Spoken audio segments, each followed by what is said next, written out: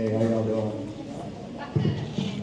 I've never spoken in front of this many people before in my life, and this is kind of sketchy, but I'm going to try to get out some of the things that put together over the past, I would say, 10 years or whatever, being a resident of Myrtle Beach.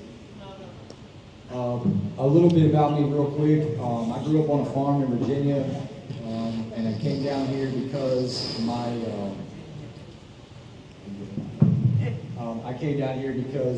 my brothers joined the Marines and went to Paris Island, and just like everybody else, my mom drove past here and she was like, oh my God.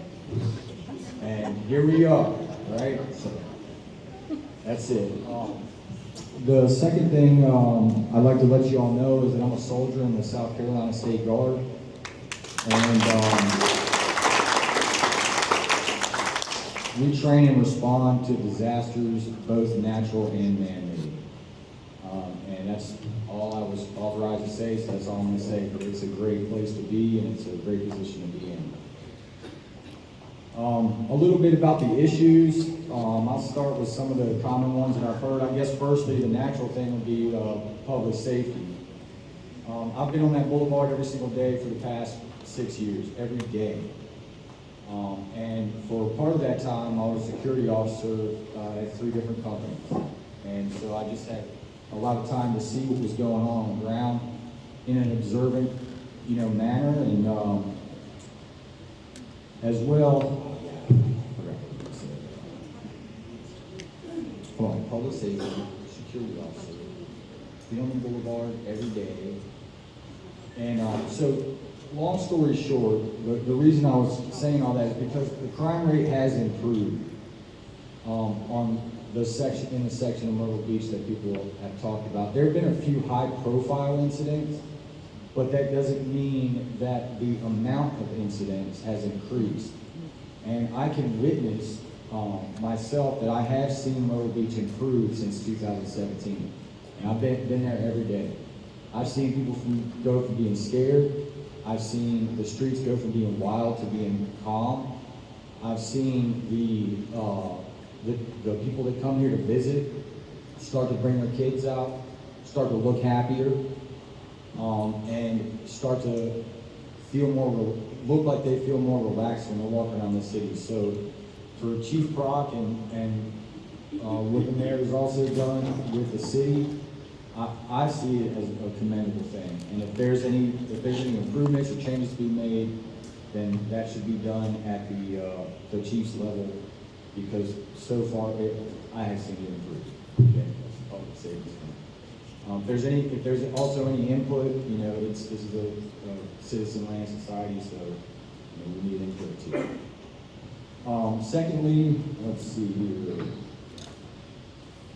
Education outreach, I think, would help build a foundation for a successful community. The people, because I was one of them, the people that are hard to reach, hard to teach. All right, I was real hard to teach when I was growing up, but I got taught. All right, so I think if we take our educational system and reach out a little bit more and show people that don't have their GEDs how to get them, it will fortify our. They can become employees or they can start their own business. But it will fortify the base of people that are entering into the economy in Myrtle Beach. And it'll also give them an opportunity to divert from not being productive members of society to being productive, contributing, creative, and hopeful members of society, which are less likely to fall into the category that we were first speaking about. So let's see. There is the elderly and the disabled. I just want to make sure to shed some light on that, because it's imperative that we take care of the people that took care of us and the people that need help that have a voice as well, that without that help may suffer. And I think that if we can do that, I think there's enough there. It goes on all across the country to be able to pay a little bit of attention to the people that have already done their time and done their work and deserve to enjoy their lives. Give some attention to that. The veterans, you already know, The veterans are, to me, right there on the top shelf with the people that need to be taken care of and honored. They volunteered to potentially give their lives, and some gave their lives, to defend this country, to defend the Constitution and the Bill of Rights, so that people could live free here without fear of persecution. And for someone to do that, that to me is an honor, and they should be taken care of.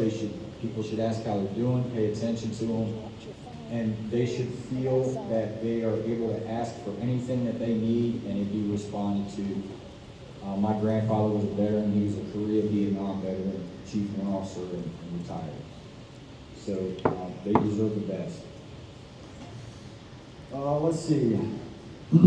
The housing and homeless, the only things that I had seen in my travels is on the west side of 17, it looks like they probably need to, and this isn't me to be doing it, it's people working on these houses. Some of the houses are starting to get, to where they might need some work on them.